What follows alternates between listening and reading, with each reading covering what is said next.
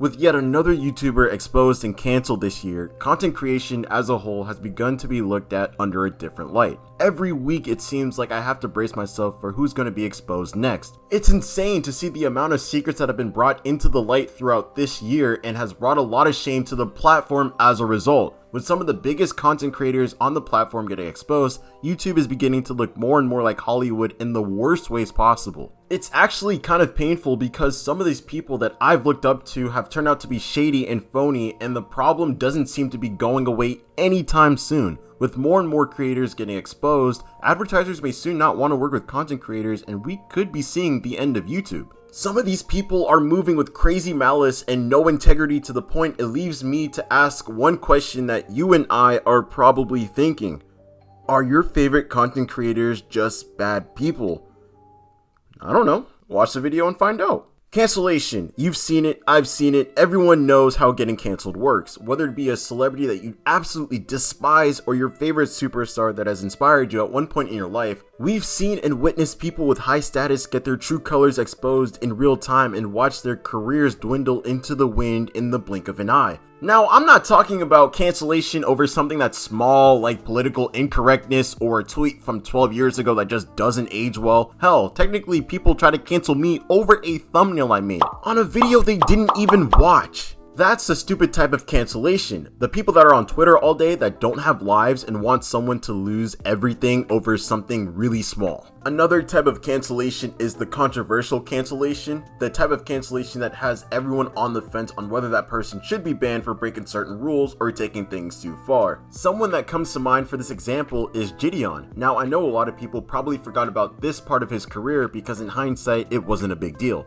To give a quick refresher on what happened, on Twitch a few years ago, Gideon got banned for trolling the popular streamer Pokimane because he surpassed her in subs and as a result told his chat to spam L plus ratio in her comments section. This warranted a ban since that was against Twitch's TOS. Technically, he did break the rules and Twitch was well within their right to activate the ban, but what made the ban controversial is that he got banned for doing light banter and trolling when other people have gotten away with a lot more on that platform. As a result, Gideon lost his platform on Twitch and was banned for almost 3 years over a joke. This type of cancellation isn't necessarily deserved, but could be justified on specific grounds and can cause the public opinion to be split. But recently, the type of cancellation that's been happening in the content creation space is the undefendable type of cancellation. The type of cancellation when an influencer slash celebrity says or commits an act that's so outrageous even their biggest supporters are like, yeah, that's a no for me, dog. R. Kelly is the epitome of this type of cancellation. Even though he was the face of R&B at one time and made music that's undoubtedly considered classics, even his music couldn't save him from the type of cancellation that he was gonna face. With the things that this man was doing, I'm so surprised he wasn't thrown under the jail cell. He was making it rain on girls with things that were, not money. Liquid gold, if you will.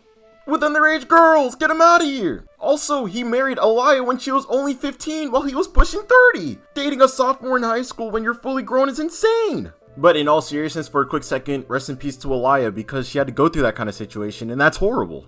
Harvey Weinstein is another perfect example of this. Even though he was a powerful figure in Hollywood and made some terrific movies, the awful practices that he would engage in with some of Hollywood's best actresses definitely warranted for his cancellation. It honestly didn't matter how good those movies were. It was 100% deserved and there's absolutely no way of defending what he did. I could go further with more examples, but you get the idea. Over the last decade, we've seen the deserved levels of cancellations from Hollywood dwindle down into the YouTube space, and it's honestly sad to see. YouTubers doing some of the most deplorable things either to get more views, more money, or going out of their way to misuse their platform in order to take advantage of their audience. The YouTuber JStation was the first person I can think of when writing this portion of the video. He made the typical fake scary 3 AM videos that were aimed towards children and grew a significant audience. The problem? The videos that he'd make were just absolutely garbage. There's no other way to put it. I get it, you're trying to make it fun for kids to enjoy and whatnot, but what becomes an issue was the lengths he'd go to in order to get more views, specifically his dark web series.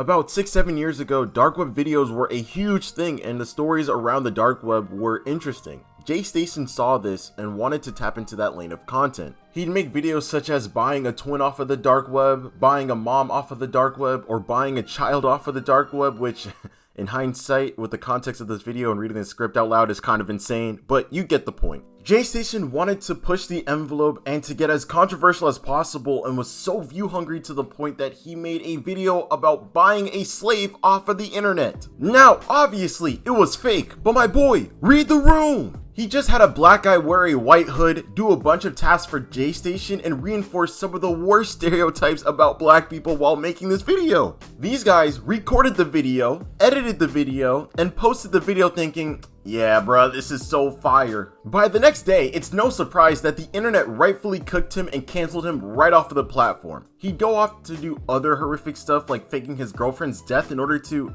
I guess redeem himself or something, cause I actually don't know why he thought this was a good idea. But once he got exposed again for trying to pull off a stupid stunt like that, his career was officially buried. This was the era of YouTube where YouTubers like him made other YouTubers look like degenerates and attention-seeking losers with no sense of morality. And you know what the worst part of this is? He's not even remotely close to being as bad as the other YouTubers that have been getting canceled as of recently. I don't know why, but PDF file activity has become so rampant on this platform as of late. Oh my goodness, has it gotten bad? You want proof? Just look at the Minecraft community. Some sick work was going down in that community as of late. Lad was a big creator in the Minecraft community at one point, but after he got caught diddling with a miner, his career sank like a rock, and rightfully so. Again, he deserved the cancellation. He was purposely pursuing a minor. Another guy was getting real creepy with a lot of girls on Discord, which honestly, at this point, are we surprised? It's Discord, dude. And another dude was biting his girlfriend, dog. What is going on with that community? What is wrong with them? The Minecraft community is extremely dark, and if you know, you know.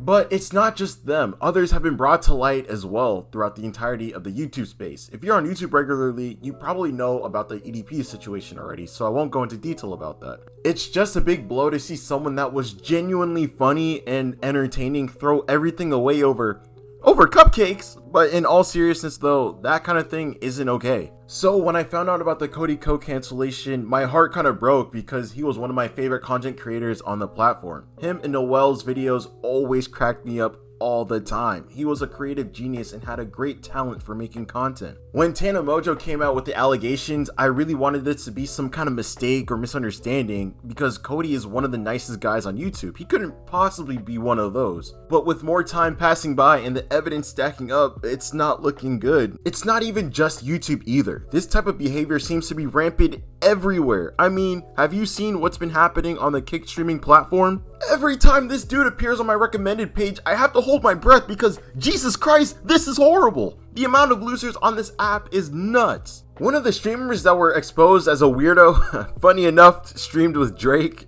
and honestly the jokes write themselves, man. Are we shocked at this point? That platform over there is starting to look like a certain someone's island, that's all I'm gonna say. Now, I would have ended the video here, but I have to talk about the elephant in the room, Mr. Beast. Oh boy, this is gonna be hard. I didn't think someone like Mr. Beast, literally the biggest YouTuber ever, could possibly get canceled, especially because of his niche. He's always giving money away to people, helping the less fortunate, and did a lot for the planet.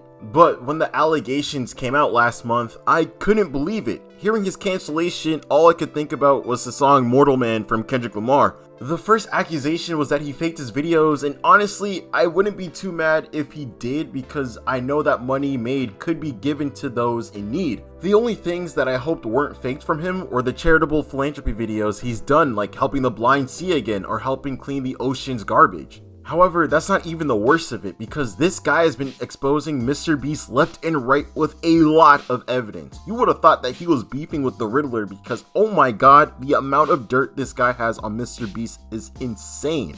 For example, a few people in Mr. Beast's team got some weird cases. Why are they around? Also, the money that he'd give away from the challenge videos would be given to people that worked under him instead of actual contestants. The whole thing is crazy. There's a lot more that was exposed, but digging up every single sin from these YouTubers is not the point of the video. I brought up all these YouTubers that were exposed to once again ask, are your favorite content creators just bad people? And to be honest, it's complicated. Sure, there have been big YouTubers and streamers that have been moving significantly shady, albeit scamming their audience for personal greed, lying and manipulating for views, or downloading PDF files. Unfortunately, this quote from Kendrick Lamar kinda explains it best. Talent often does not choose morality. And it's true. It truly sucks seeing someone you potentially look up to in the space end up being a bad person, or someone that represents content creation give it a bad name.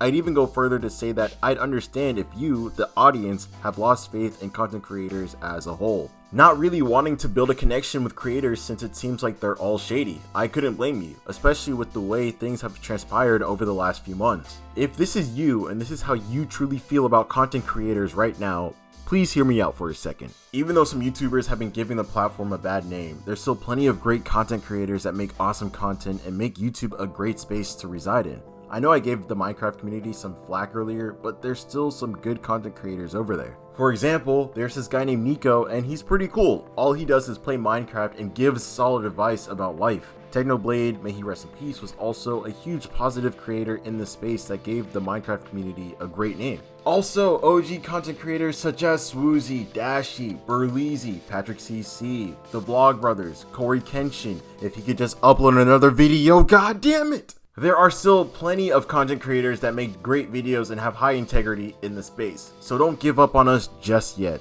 I would also like to ask of you to do a few things. 1. Please, and I mean please, stop treating content creators like they're God, because spoiler alert, they're not. They don't even hold a candle to God. Plus, I'm pretty sure God wouldn't be making Let's Plays on the internet.